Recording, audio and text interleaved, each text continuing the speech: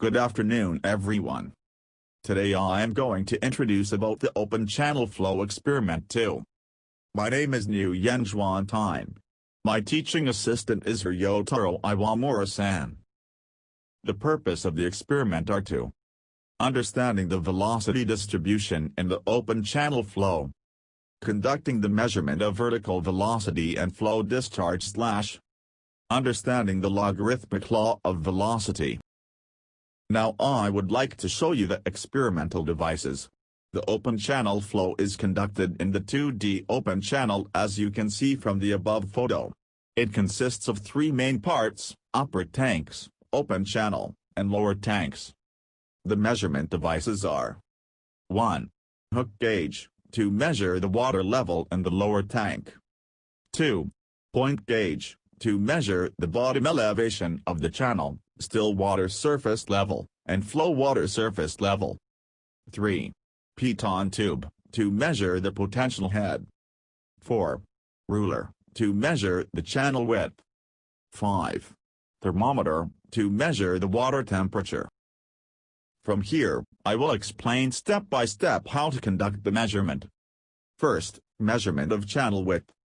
Measure the width of the channel at intervals of approximately 30 cm from the downstream to upstream of the channel. This data will be used to calculate the cross-sectional water area for the flow discharge estimation. Hook gauge measurement will be conducted 2 times. First time when is no flow discharge to determine the zero level. The second time is when there is a flow rate. It is noted that when open the flow, the water level in the hook gauge needs some time to reach a stable level. To measure the level, the hook should be exactly pointed at the water surface level as shown in the below photo.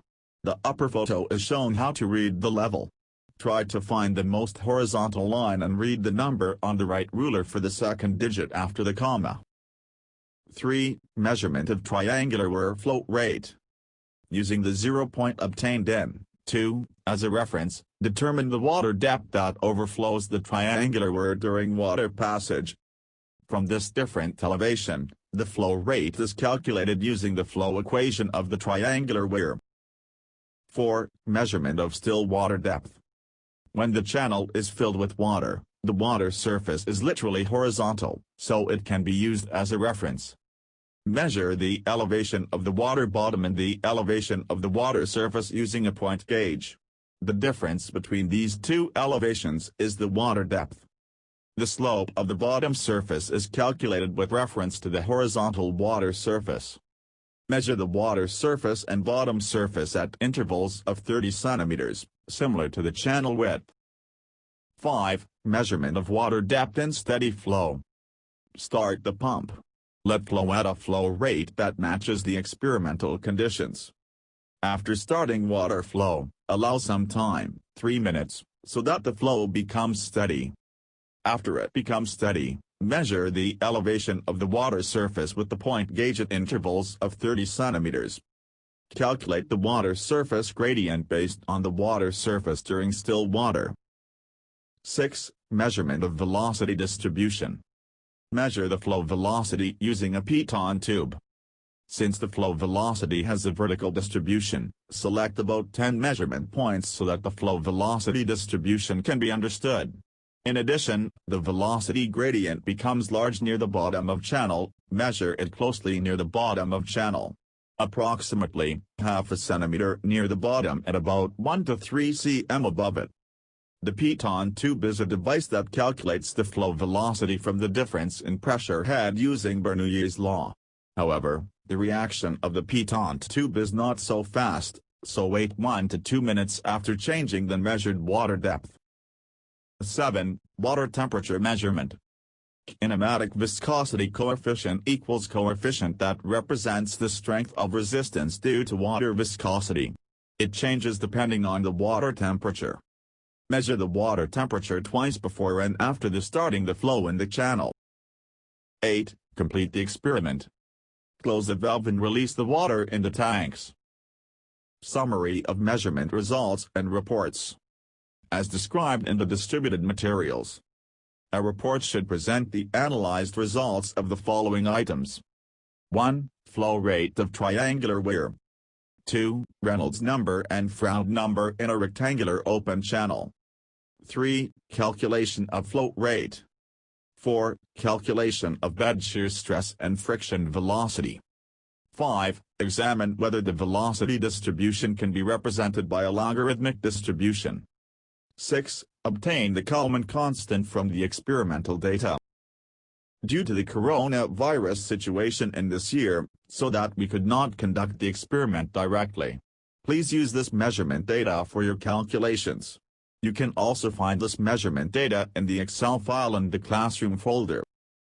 Report submission. Deadline for submitting reports, within 1 week after from today lecture.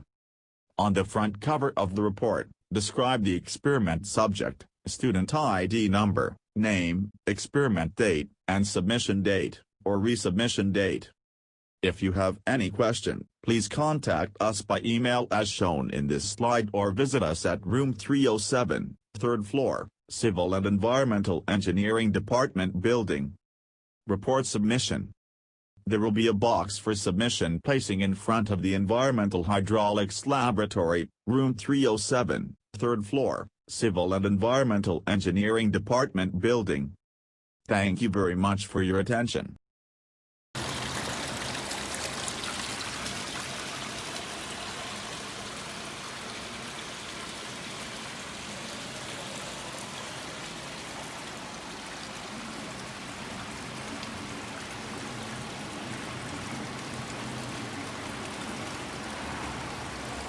This clip shows how our experiment looks like in the laboratory.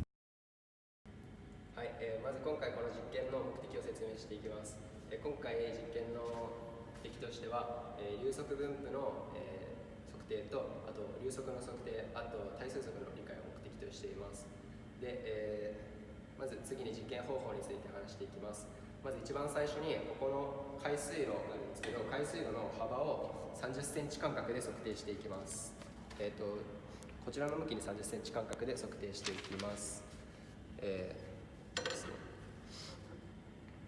大体こういう感じで、今ちょっと水とかも流れてないんですけど、こういうふうに30センチ間隔で、それぞれ幅を測定していきます。はい。で、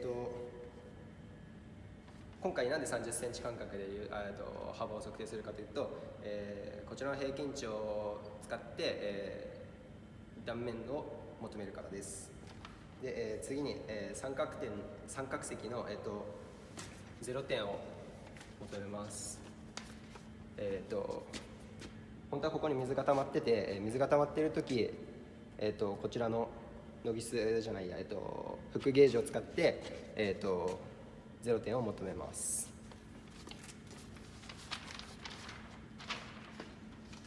で、次に、精水深を測定します。その時に使うのがこちらのポイントゲージで、こちらを使って、底面から、精水深、ここまでの高さを、求めます。で、水面は水平なので、この差から、底面の勾配を求めることができます。で、次に、この、ポンプを開けて、水を流して、その時の、定常流の時の、水深を測ります。で、その時ポンプ開けてから、定常流になるまでに、3分程度時間を取って定常になるのを待ちます。で、次に、三角積の流量の測定についてです。で、三角積の流量は、